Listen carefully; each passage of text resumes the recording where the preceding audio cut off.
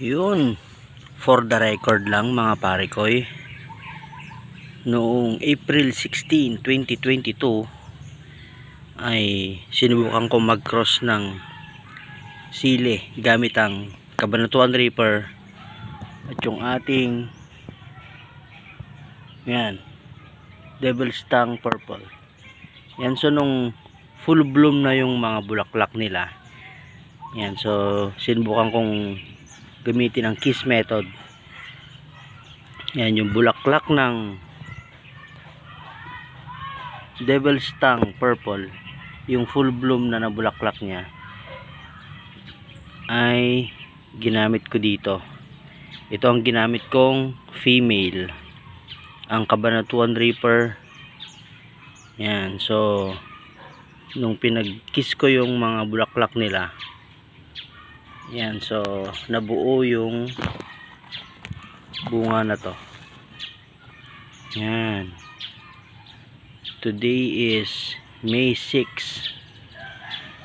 Yan, so sana hopefully ito, pag ito nahinog, yung mga buto na ito, yun ang isasalang ko at dun magkakaalaman kung lalabas yung cross ng Cabanatuan Reaper at Devil's Tongue Purple. Yan, so itong mga halaman na to ay parehas na na-cross din ni Ninong Jason Cosico. Yan, Cabanatuan Reaper, yan, Devil's Tongue Purple. Yan, so tignan natin kung anong kalalabasan. Yan, so for the record lang to. Yan, sana mahinog to para makuhanan natin ng mga healthy na seeds, para makita natin kung nag-cross ba sila.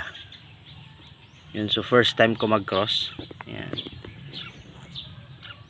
so yun na, for the record lang naman. Yan, so yan. Alright.